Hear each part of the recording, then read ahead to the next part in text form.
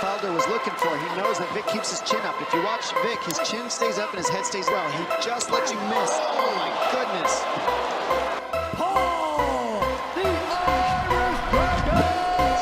Irish Dragon! All right, Felder and Vick. Did you guys Great see what matchup. happened? Paul Felder, unanimous decision. The Irish Dragon. I was a little upset. I like James Vick. It was a great fight, though. That was a great fight. Yeah. Felder fought that textbook. He checked the legs a lot. Yeah, that was a big. Destroyed that front leg. Him kicking the legs was a big part. He took away the whole distance control. He couldn't move. Dominic Cruz said he overheard James Vick corner, and James Vick told his coach, "My leg's killing me. I can't move it." And that must have been a huge part from for Paul Felder to win, dude. That was a great strategy he had. Yeah, I mean he didn't really he threw more volume with the hands than Vick, and he kind of kept him on the run a little more because he was putting the pressure on him, and Vick's front leg wasn't working. Obviously, Yeah, it because he was wasn't. getting the shit. There was a kicked out of point in the it. fight too where he actually lost balance on it. Yeah. I think that was in the third round, but overall that was a great performance by Paul Felder.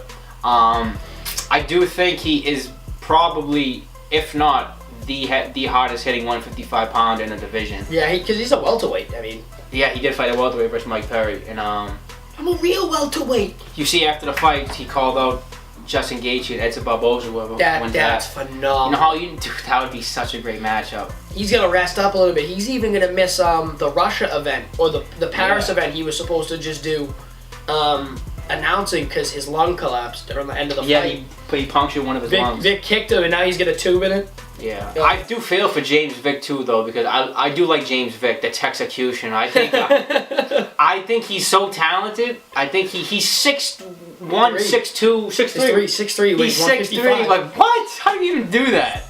But so I think he is gonna bounce back from this, and the Justin Gaethje loss too was pretty tough on him as well. But I do think he's gonna bounce back and make the top 10 again. Yeah, he definitely. He just has a hard time. Like if you notice in the fight, he would have to stand left-handed because he couldn't have that front leg exposed. And every time he stood left-handed, he'd go to throw the kick, but he'd never commit to it. So every time he didn't commit to that kick, Felder would actually commit to the kick. Yeah, Felder comes from a Muay Thai background too, so that definitely helped him. Oh, definitely. And James Vick, he didn't do enough. At the end of the fight, he tried to put out the right amount of output. I agree. I think the first He came two on rounds, too late. He did. In the first 2 rounds, I thought he definitely landed the bigger shots, but he just didn't land enough shots. Like that first kind of overhand right he almost caught him with, it kind of sent Paul Felder back a little. It cut him over his left eye. Another thing too, he didn't keep the distance as good as I thought he was gonna. No, I think he didn't. James Vick, that was a key part of his strategy to win, is to keep that distance, and I think Paul Felder closed the distance really good. Oh, I think great. he worked good in the clinch too, because there was a couple of times when he was in the clinch and he was coming out. He did the Daniel Cormier move where he knocked out Stipe and hit him with the elbow. hit him quick. Yeah, that's what they do to close the distance. But overall, it was a great fight. Paul Felder was ranked 10th going into the fight. I think his rank does go up a little bit, maybe 1 or 2 ranks. I do think him calling out Gaethje or Edson Barboza was a great move by him. That's going to be a fight of the night quality type of fight. If Ally Quinta wasn't ranked so high, Ooh. I would love to see that fight. Yeah, see, That's a good fight. that's a great fight. Yeah. And I saw Poirier say, well, he said one thing and I saw him do another. He favorited a fan's tweet that said, "I really don't want to see Poirier versus Iaquinta." He favorited Cormier favorited that? that. I mean Poirier, I'm sorry. What do you favorite? A fan's tweet that said, "I don't want to see Poirier Iaquinta." I don't want to see that either. Well, Does that make sense? Well, what happened was they're the 3 and the 4. Yeah. So okay. what happened was he put out a tweet and said, "Who's next?" or something like that, or "Who wants it now? Who should I fight next?" Iaquinta did the same exact thing an hour or 2 later. Yeah. And then today or yesterday, Poirier came out with a tweet that said, "I want to fight Tony for the interim, I've or seen Max that. Holloway for I've seen 155." And He basically said Tony, Conor, Max, and that's it.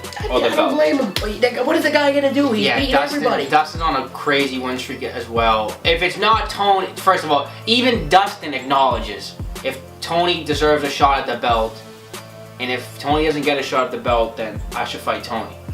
Makes sense. It makes sense. I can't argue with that. I think the lightweight division is just completely stacked, and it showed Sunday night with Paul Felder, who was ranked number 10 in the division. Look how good he did. He's ranked number 10.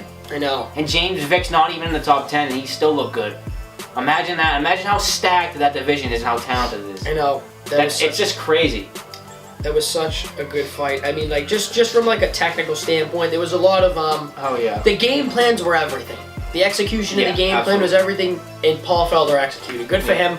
Wish him a quick recovery. Can't wait to see him back. Can't wait to see him back. Real quick, you think he fights the winner of Bosa and Gaethje?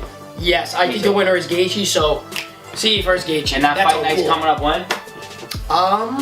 That's the next. That's in Philly. We actually are looking into going to that. Yep. It's kind of close, so we'll let you guys know. Yeah. The Irish Dragon.